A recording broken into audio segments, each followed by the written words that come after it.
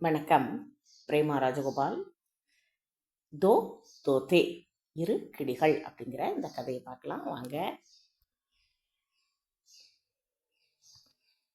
एक घने जंगल में एक ही पेड़ पर दो तोते रहते थे. ஒரு அடர்ந்த காட்டில் ஒரே மரத்தில் இரு கிளிகள் வசித்து வந்தன. एक भयानक तूफान के कारण ஒரு பயங்கரமான தூஃபான் என்றால் புயல் காரணத்தினால் தோனோ இருவரும் அப்பனே மாதா பிதா சே அலக் ஹோ கயே.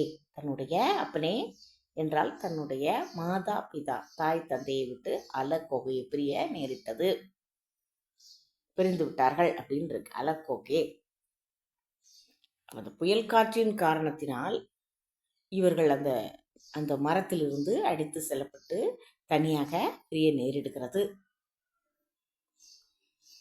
வாங்க அடுத்து என்ன நடந்தது பார்க்கலாம். பலா தோதா அந்த முதல் கிளியானது एक डाकू के घर के पास गिरा. அந்த முதல் கிளியானது ஒரு திருடனுடைய வீட்டின் அருகில் அவன் கையில் மாட்ட நேரிட்டது. அந்த கிளிக்கு அந்த திருடன் கையில் சிக்க நேரிட்டது. डाकू की भाषा सुनकर कठोर बातें बोलने लगा. அது அந்த திருடனுடைய வார்த்தைகளை, பாஷா என்றால் பேச்சு, லாங்குவேஜ் எப்படி வேணா எடுத்துக்கலாம்.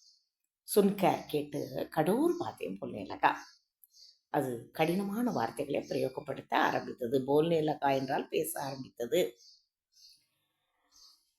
மோசமான வார்த்தைகள், கடோர் பார்த்தீங்கன்னா அந்த இடத்துல மோசமான வார்த்தைகள். அவனுடைய பேச்சு வழக்கை இந்த கிளியும் கற்றுக்கொள்ள ஆரம்பிக்கிறது.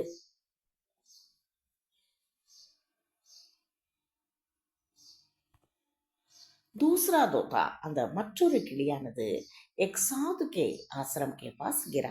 தூசரா என்றால் இன்னொரு அல்லது மற்றொரு கிளியானது எக் சாது, சாது என்றால் ஒரு சாமியாருடைய ஆசிரமத்தின் அருகில், ஆசிரம் கே பாஸ் கிரா விழுந்தது.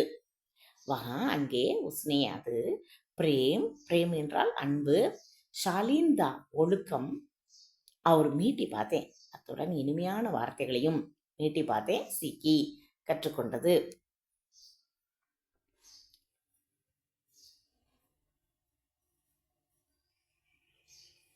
एक दिन एक ராஜா வகம் குஜரா. ஒரு நாள் அங்கே ஒரு ராஜா நடமாடுகிறார். அந்த இடத்தில் குஜர்னா என்றால் வலம் வருதல் அல்லது நடமாடுதல். அப்ப டாக்கு கே பாஸ் வாலே தோத்தானே உசே பக்கடோ மாரோ ககா.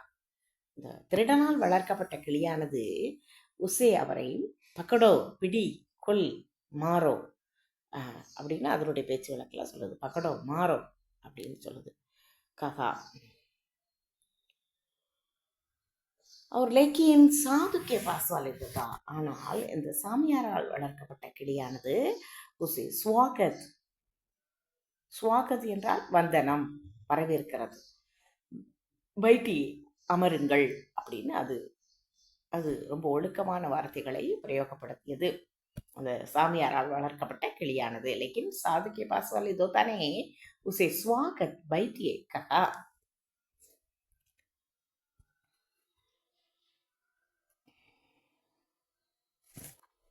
சிக்ஷா லெசன் இங்கே என்ன நம்ம படிக்கிறோம் அப்படின்னா, சங்கதிக்க அசர், அசர்னா எஃபெக்ட், விளைவு. அப்போ அந்த சங்கதி என்றால் ஃப்ரெண்ட்ஷிப், தோழமையின் விளைவு. சங்கதிக்க அசர்.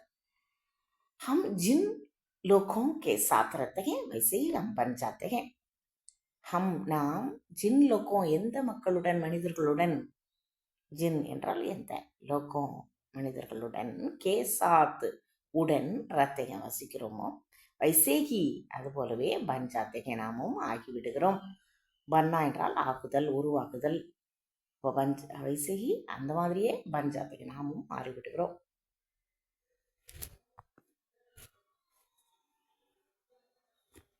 Okay, thank you. இனி அடுத்த ஒரு சின்ன கதையோட நாம் சந்திக்கலாம். தேங்க்யூ.